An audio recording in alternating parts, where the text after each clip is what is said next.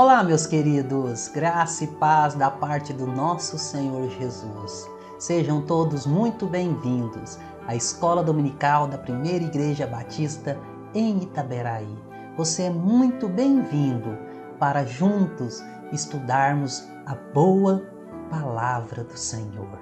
Então, vamos iniciar nossa Escola Dominical com oração de agradecimento a Deus por todas as maravilhas, todas as bênçãos que Ele tem feito por nós. Também vamos orar. Quero colocar aqui 3 pedidos de oração. Quero pedir que os irmãos estejam orando também pela vida de meu amigo de trabalho, companheiro de trabalho, professor Adam. Ele está com Covid, não está muito bem, mas pela graça do Senhor, ele irá se recuperar. Da mesma forma, eu peço pela vida da nora da nossa amiga, irmã em Cristo, Orieta. Tem que fazer uma cirurgia no coração, está em estado grave, mas com a graça do Senhor, ela passará por isso também. E pela nossa prima, Tânia, também não está muito bem de saúde, que o Senhor esteja ali com ela. Por cada um também que está neste momento sofrendo, seja por uma doença, seja por problemas emocionais, financeiros, vamos clamar ao nosso Deus que venha fazer a obra dele na vida dessas pessoas. E da mesma forma, vamos clamar que o Senhor venha falar aos nossos corações neste momento de estudo da palavra dele. Oremos. Ó Pai amado, em nome de Jesus, nós queremos aqui te agradecer, ó Deus, por mais um dia que o Senhor nos deste. Te agradecer, Senhor, por teu precioso amor para conosco a cada dia. Obrigado, ó Deus, pois dentre muitos o Senhor nos escolheu, ó Pai, para te servir. Obrigado por tão grande amor que tem sido derramado sobre as nossas vidas. Neste momento, ó Pai, nós entregamos em Tuas mãos a vida, Senhor, do nosso amigo, professor Adam, da mesma forma pela nossa prima, senhora Tânia, e pela nora de nossa amiga Orieta. Senhor, estenda a Tua mão sobre eles, ó Deus, venha trazer a cura sobre a vida deles, dá paz e tranquilidade aos seus corações, ó Deus, e que eles possam a cada momento confiar no Senhor. Em nome de Jesus, eu clamo, ó Deus, Senhor, seja com cada um também que está passando por alguma necessidade, ó Deus, seja emocional, financeira. Estenda Tuas mãos sobre cada um, ó Deus, e venha suprir todas essas necessidades. Em nome de Jesus, nós clamamos também, ó Pai, que o Senhor venha falar aos nossos corações neste momento. Abra, Senhor, as nossas mentes para compreendermos a Tua palavra. Em nome de Jesus que nós oramos a Ti. Amém. Então, meus queridos, hoje nós entramos na lição de número 12. Jesus orienta seus seguidores. E o nosso texto base encontra-se em Mateus capítulos 24 e 25. O objetivo da nossa aula de hoje é entender a respeito das profecias proferidas por Jesus a respeito dos finais dos tempos. O nosso texto áureo encontra-se em Mateus capítulo 24, versículo 34. Em verdade vos digo que não passará essa geração sem que tudo isso aconteça. Esses capítulos, os capítulos 24 e 25 de Mateus, são considerados do tipo escatológico. Mas o que vem a ser essa palavra escatológico, escatologia? É que o texto ele aborda questões sobre o final dos tempos. Então Jesus ele estava terminando o seu ministério na terra e iniciando seus últimos movimentos em direção à cruz do Calvário, onde ele morreria pelos nossos pecados. Ele então passa aos seus discípulos o máximo de informações que permitiriam eles seguirem a vida após a sua crucificação ressurreição e o retorno para o céu. Os discípulos estavam admirados da beleza do templo ali naquele momento. E depois de saírem dali, eles perguntaram a que Jesus se referia quando disse: não ficará pedra sobre pedra. A destruição do templo se deu no ano 70 depois de Cristo pelos romanos, cumprindo-se essa profecia de Jesus. Nos Montes das Oliveiras fazem outra pergunta sobre como saberão quando será o fim. Para esta pergunta, Jesus desafia a todos eles e a nós hoje sobre os cuidados que devemos ter na consumação dos séculos. No versículo 4, ele usa a expressão tende cuidado ou acautelai-vos, falando de rumores de guerras, fome, morte, terremotos, epidemias. E muitos cristãos se tornarão mártires, heróis da fé por confessarem o Evangelho. Já nos versículos de 11 a 13, fala sobre os falsos profetas, falsos líderes que ensinarão conceitos que não são bíblicos, enganando o povo. Por isso, a fé de muitos esfriará e não terão resistência diante dos acontecimentos e ataques. Alguns até mesmo serão levados com Jesus e outros de maneira nenhuma. Muitos não acreditam que as instruções de Jesus realmente vão acontecer. Infelizmente, quando eles se derem conta, será tarde demais. Ninguém sabe o dia e a hora, e Jesus ilustra com a chegada do ladrão na casa. O importante é estarmos preparados para quando Jesus voltar para buscar a sua igreja. Então, a palavra é vigiar em todo o momento, para que não sejamos pegos desprevenidos. Na parábola dos servos, Jesus faz uma comparação entre o prudente e o mau. Ambos receberam a mesma tarefa, cuidar de outros servos. O prudente cumpre à risca a tarefa. E quando o seu senhor chega, ele se alegra com os resultados. E como recompensa, ele coloca mais trabalho, pois agora vai ser responsável por todos os bens. Por sua fidelidade, ele recebeu mais responsabilidade. Olha só, interessante que a recompensa pela obediência aos preceitos de Deus, ele não nos leva àquela tão sonhada aposentadoria para descanso, não, mas a promoção para uma tarefa maior ainda e muito mais desafiadora. Se caso você está passando por isso, não se preocupe, é bênção de Deus. Se você tem uma tarefa e você cumpre com responsabilidade, com certeza vai surgir uma tarefa muito maior ainda, porque Deus está confiando a sua obra a você. Então, quanto melhor administramos o que Deus coloca em nossas mãos, mais confiança Ele vai nos delegar. O servo mau, ele acredita que seu senhor vai demorar muito e pratica a violência com os demais servos. Ao chegar o seu senhor, este servo é punido. Uma explicação clara de nossa responsabilidade como servos de Jesus Cristo em ajudar nossos irmãos a crescerem no conhecimento e na graça dele. Outra ilustração também é a das 10 virgens.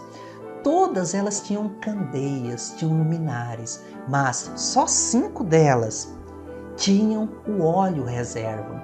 Cansadas, dormiram e quando acordaram, o noivo estava chegando. As insensatas, as imprudentes, por não providenciarem o óleo, aquele óleo que seria necessário, elas perderam a grande oportunidade de estar com o noivo. Já as 5 que tinham provisão, que eram prudentes, elas se encontraram com ele. O importante aqui de lição é ter nossa vida sempre reluzindo, porque não sabemos a hora em que o Senhor virá. Cada pessoa é responsável por si mesmo. A responsabilidade, ela é pessoal e intransferível. Então não adianta eu querer transferir essa responsabilidade para alguém. Não, a responsabilidade é só minha. Ela é intransferível.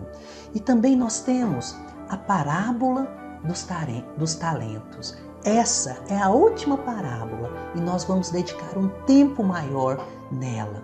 Então, a parábola dos talentos é a que Jesus propõe aos seus discípulos ali nesse momento.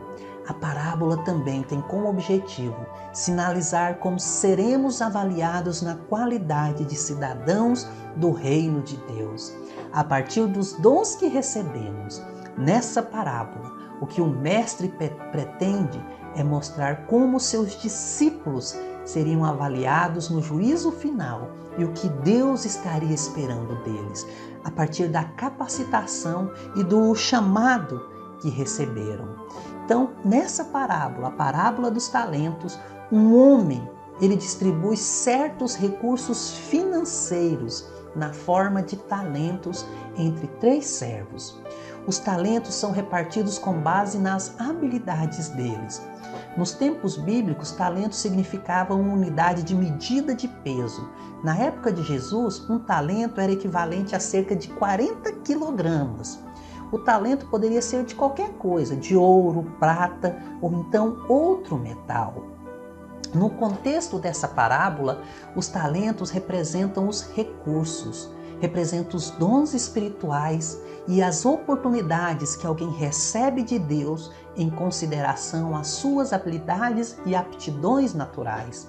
Na administração desses talentos demonstra a diligência, a prudência, o empenho e fidelidade do crente na obra do Senhor.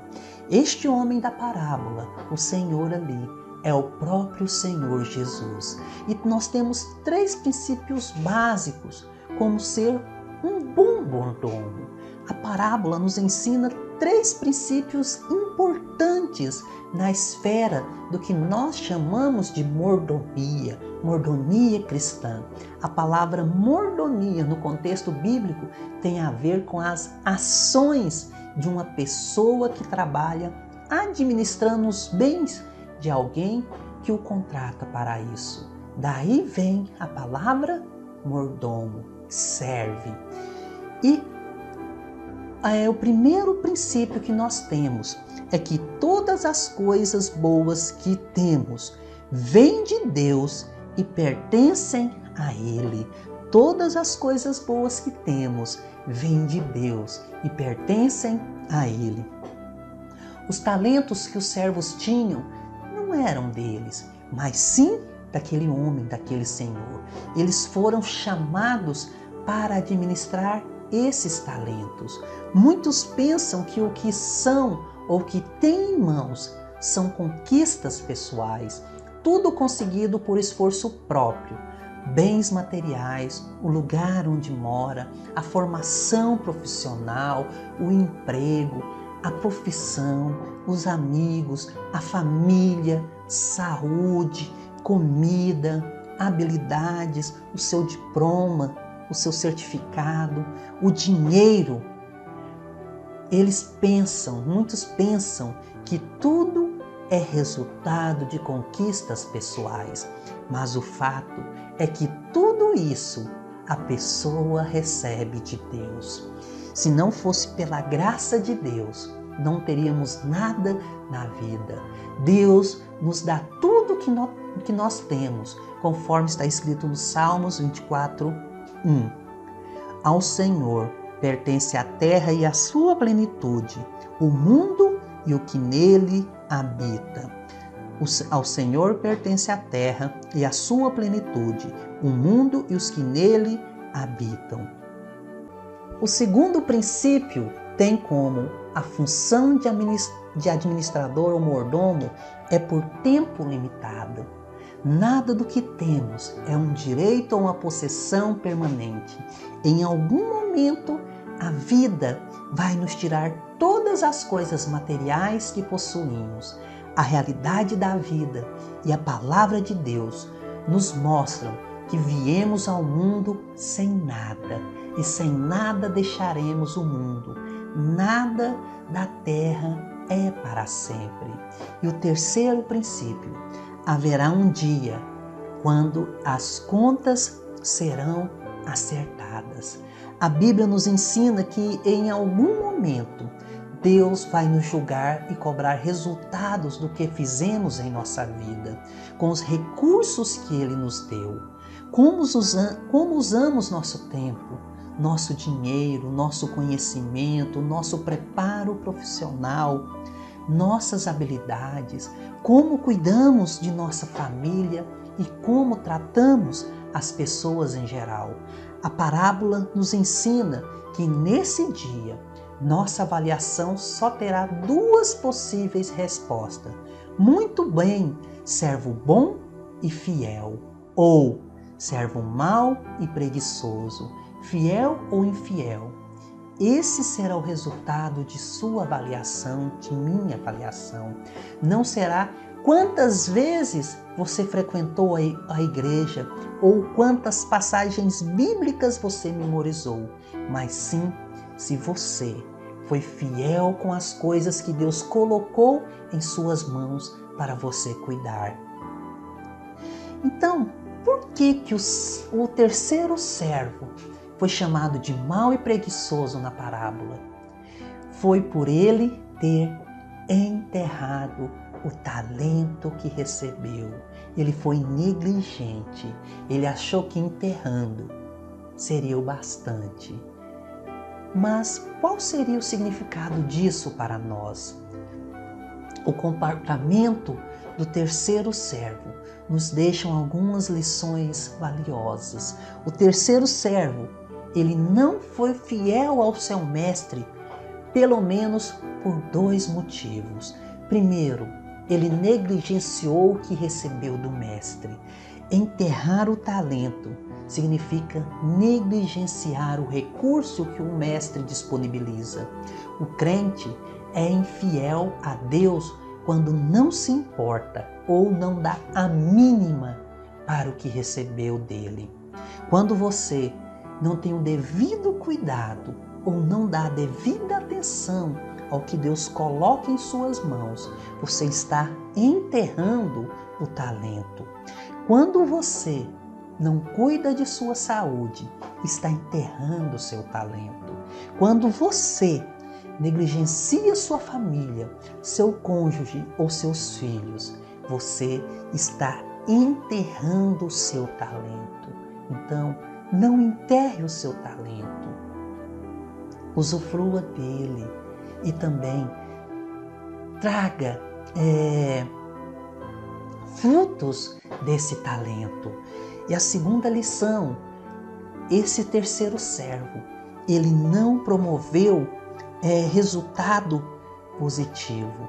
A única coisa que o servo infiel da parábola fez foi enterrar o talento que recebeu.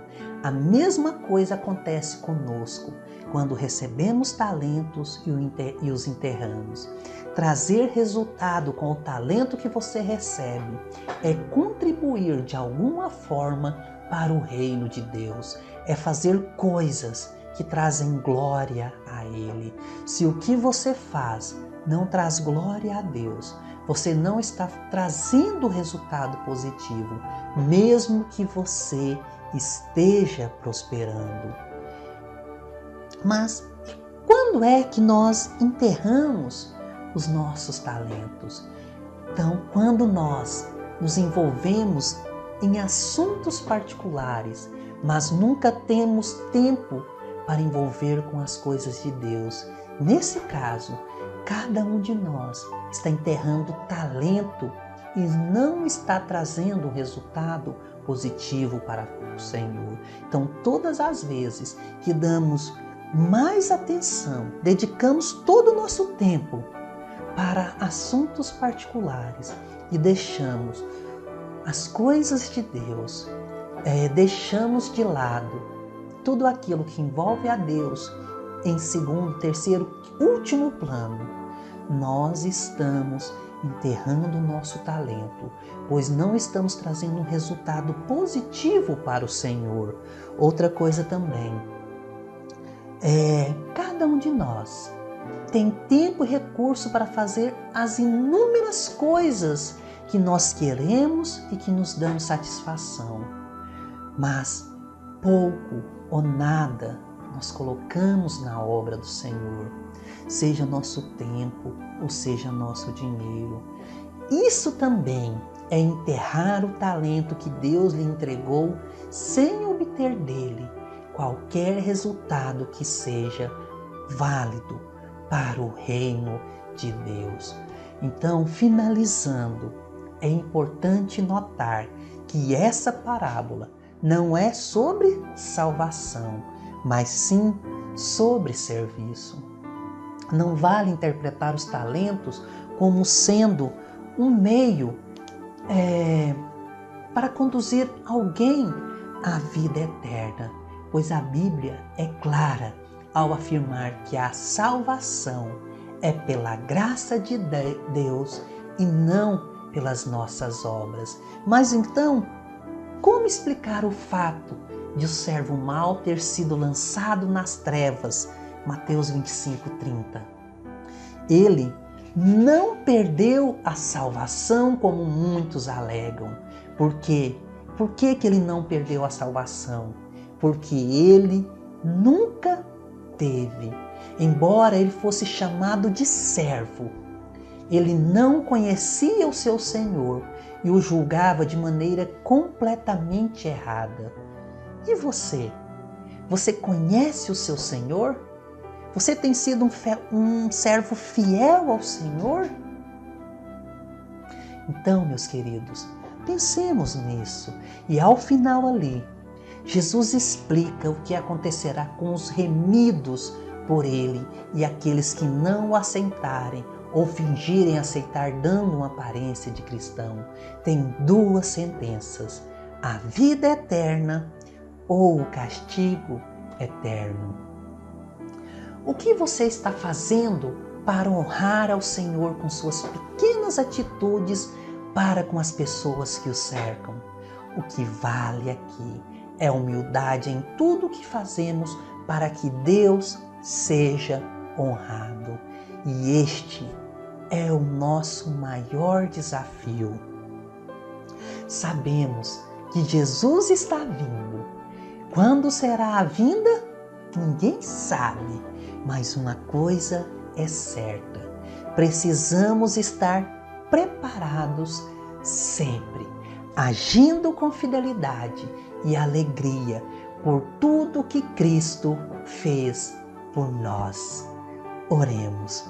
Ó Pai amado, em nome de Jesus, ó Pai, que sejamos sempre prudentes, ó Deus, que venhamos ser realmente que venhamos iluminar esse mundo, que sejamos verdadeiras candeias, ó Senhor, cheias do Teu óleo, ó Deus, que não venhamos ser pegos despreparados, ó Pai, que não venhamos enterrar os nossos talentos, mas venhamos dedicar todo ele, ó Deus, a Ti, Senhor, que sejamos realmente prudentes, ó Pai, que venhamos ser servos verdadeiros e fiéis do Senhor.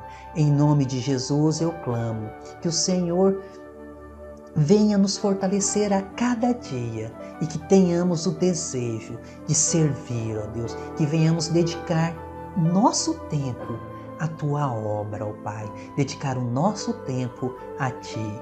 Em nome de Jesus, ó Deus, que nós oramos e Te agradecemos. Amém. Então, meus queridos, estamos encerrando mais um estudo de escola dominical e queremos aqui mais uma vez convidar a cada um para estar conosco hoje à noite no nosso culto de louvor e adoração ao nosso Deus. Lembrando, o culto começa às 19 horas e a partir de hoje, novamente, voltamos para os nossos cultos presenciais. Então, se você é aqui da nossa cidade ou está passando por aqui, é muito bem-vindo a estar conosco ali. Às 19 horas, pontualmente, nós iniciamos o nosso culto de louvor e adoração ao nosso Deus. Mas, se por algum motivo você não pode estar ali presencialmente, você pode estar louvando a Deus conosco também, através de nossa transmissão. Então, nesse mesmo canal, tanto no canal da nossa igreja, como no meu canal, será transmitido esse culto de louvor e adoração ao nosso Deus. E se você quiser entrar em contato conosco, aqui na descrição desse vídeo, tem todos os contatos, a forma que você pode estar entrando em contato conosco. Então nós queremos aqui te conhecer. Entre em contato conosco, venha conversar conosco também. E à noite, se você estiver participando do culto online, deixe ali a sua mensagem no nosso chat ao vivo. Então você é muito bem-vindo para estar conosco. Que o Senhor dê a cada um restante de dia debaixo da proteção e dos cuidados dele. E também que dê uma semana abençoada a cada um. E onde vocês forem, cada um for, que seja bênção, que seja uma luz ali no meio daquele povo, que você realmente faça a diferença na vida de cada um. Não para a sua glória, mas para honrar e glorificar ao nosso Senhor Jesus, ao nosso Deus. O Senhor te abençoe e te guarde. O Senhor faça resplandecer o seu rosto sobre ti e tenha misericórdia de ti. O Senhor sobre ti levante o seu rosto e te dê paz. Amém.